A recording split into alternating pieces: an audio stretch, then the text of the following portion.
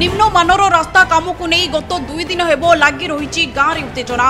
विभाग अधिकारी बारंबार दृष्टि आकर्षण कले रास्ता काम चलाई ठिकादार। काम होउतिबा स्थान में विभाग जंत्री किंबा कर्मचारी देखा दर्शन नहीं। शेष में आज गाँवर शताधिक पुरुष महिला एकत्रित हो रास्ता काम बंद कर घटना देखा मिली आंदपुर ब्लॉक टोलंगपड़ा ठारे।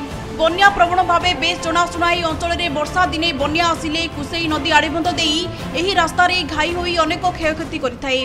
एहाकु दृष्टि में ग्राम उन्नयन विभाग तरफ रास्तार प्रशस्तीकरण 2,40,00,000 व्यय अटकल टेंडर माध्यम रास्ता काम आरंभ होइछि। अभियोग आमर वर्तमान रास्ता काम चलुछि आउ कंट्राक्टर जी भी आमर नैचंती तांको आमे दाबी रखुछु जे आमर प्रॉपर वे रे काम हो।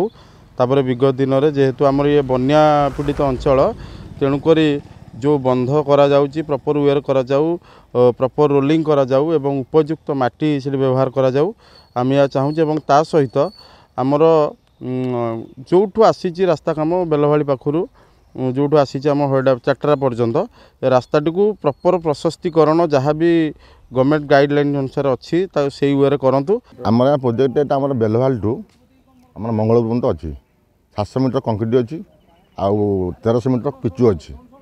जहाँ आम पिचु कम मटी कम हम बोले आम सी साइड में चाहूँ गाँ लोग कहते से बेलहाड़ा पुट आरंभ कर बोली जी बेलहाड़ा पुट रास्ता गवर्नमेंट खोलीदेला आम आम किसी असुविधा ना काम कर आम एस्टिमेट 5.5 मीटर अच्छी आम 5.5 मीटर करूँ।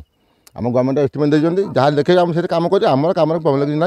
यदि आम सरकार तरफ आम रास्ता खोलीदे आम रास्ता कर नहीं आम किसी प्रोब्लेम ना। बेलभाड़ी पाइक चार्टा पर्यंत एक रास्ता आमर आसी जहाँ से आम भी देखुचु जे बहुत भी लोक हैरान हरकत भी माने रोचंती।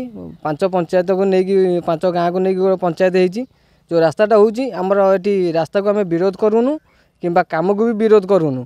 आमर केवल आम चाहूँ भल भाव रास्ताटा भल मजबूत भाव काम हो। Bureau report Dumari TV.